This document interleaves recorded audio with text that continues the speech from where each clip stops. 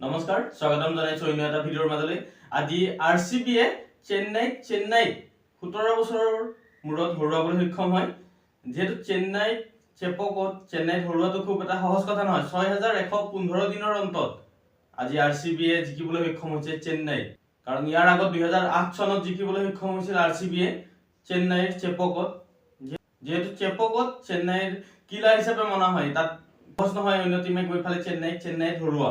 কিন্তু আজি আৰচিবিয়ে বিৰাট কোহলি বাহিনীয়ে 50 ৰানত পৰাস্ত কৰে চেন্নাইত গৈ।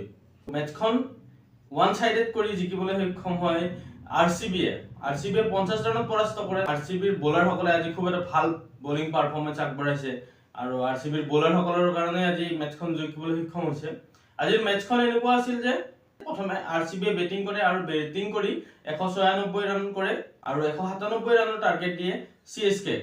প্ৰথমে ষ্টাৰ্ট খুব এটা ভাল পাইছিল আৰচিবিয়ে 41 ৰানত, যেহেতু 41 ৰানৰ পাৰ্টনাৰশ্বিপ এটা হৈছিল, অপেনিং পাৰ্টনাৰশ্বিপ।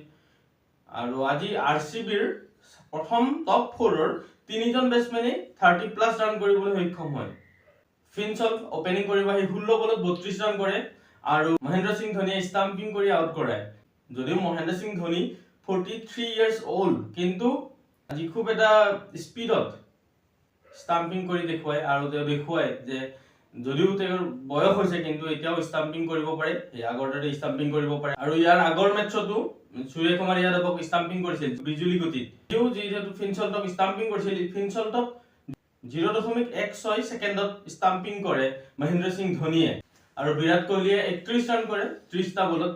যদিও ইনিংছটো বিৰাট কোহলিৰ খুব এটা লেহেমীয়া হৈছিল, কিন্তু মেচখন এটা সাইডৰ পৰা ধৰি ৰাখিছিল বিৰাট কোহলিয়ে। আৰু বিৰাট কোহলিৰ ইনিংছত 2টা 4 আৰু এটা 6 আছিল। আৰু আজি আৰচিবিৰ কেপ্টেইন ৰজত পাটিদাৰে 51 ৰানৰ এটা ইনিংছ খেলে, হাফ সেঞ্চুৰী কৰে। মাত্ৰ 32টা বলত ৰজত পাটিদাৰে হাফ সেঞ্চুৰী কৰে, 51 ৰানৰ এটা ইনিংছ খেলে, য'ত নেকি 4টা 4 আৰু 3টা 6 আছিল।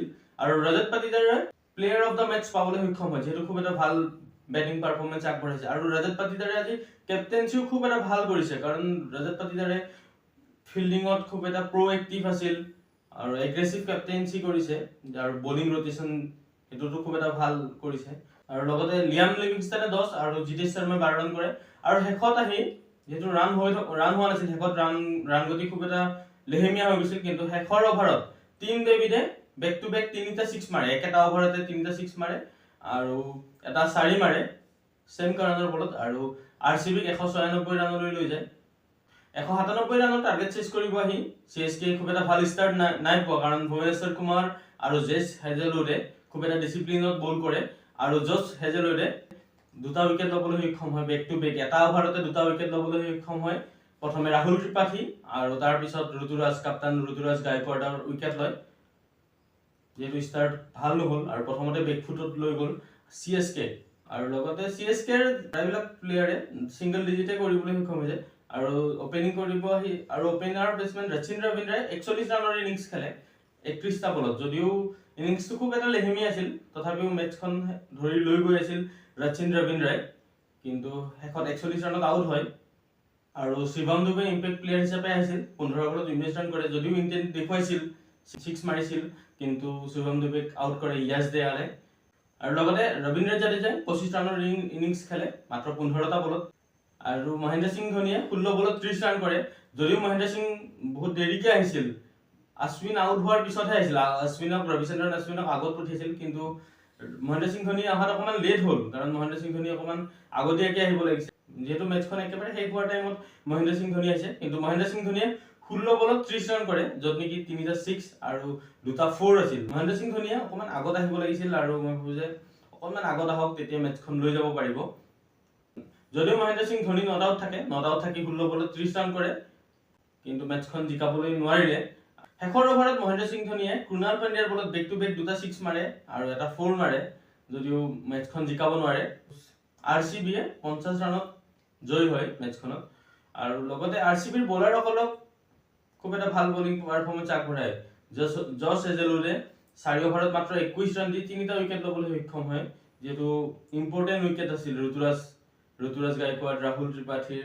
লগতে ভুৱনেশ্বৰ কুমাৰে 3 অভাৰত 20 ৰান দি এটা উইকেট ল'বলৈ সক্ষম হয়, আৰু লিয়াম লিভিংষ্টনে 2টা উইকেট লয়, আৰু ইয়াছ দেয়ালে 2টা উইকেট লয়, যিহেতু ৰচিন ৰবীন্দ্ৰ আৰু শিৱম দুবেৰ উইকেট ল'বলৈ সক্ষম হয়, দুটা লেফ্ট হেণ্ডাৰ বেটছমেনৰ উইকেট লৈ য়াছ দয়ালে। আৰু লগতে CSKৰ বলিং ভালে হৈছিল, CSKৰ হৈ নুৰ আহমেদে 3টা উইকেট ল'বলৈ সক্ষম হৈছিল, স্পিনাৰ বলাৰ হিচাপে খুব এটা ভাল বলিং পাৰফৰ্মেঞ্চ আগবঢ়াইছিল, লগতে আশ্বিনে এটা উইকেট লৈছিল। কিন্তু শেষত যিহেতু টিম ডেভিডে শেষৰ অভাৰত 3টা বেক টু বেক 6 আৰু এটা 4 মাৰি দিলে, সেইটোৱে ডিফাৰেঞ্চ হৈ গ'ল। যদি টিম চেম কাৰণৰ বলত শেষৰ অভাৰত ইমান ৰান কৰিব নোৱাৰিলে হয়তো মেটচখন বেলেগ হ'ল হয়। আৰু RCBয়ে চেন্নাইত গৈ চেপকত গৈ হৰুৱাই 17 বছৰৰ পিছত। আৰু মেটচখন চাই কেনেকুৱা লাগিল আপোনালোকে কমেণ্ট কৰি জনাব পাৰিব, আৰু কি কাৰণে মেটচখন হাৰিছিল বুলি ভাবে, আৰু আপোনালোকে ভাবে মহেন্দ্ৰ সিং ধোনী অকমান আগত বেটিং কৰিব আহিব লাগে, যিহেতু এতিয়াও বেটিং আগৰ দৰেই কৰিব পাৰে, যিহেতু আজি 16 বলত 30 ৰান কৰে। যদি ভিডিঅ'টো ভাল লাগিল লাইক কমেণ্ট কৰি দিব, আৰু পেজটোলৈ যদি নতুনকৈ আহিছে পেজটো ফ'ল' কৰি দিব। মই সকলোবিলাক ক্ৰিকেটৰ আপডেট দি যাবলৈ চেষ্টা কৰিম, বিশেষকৈ IPLৰ। ধন্যবাদ।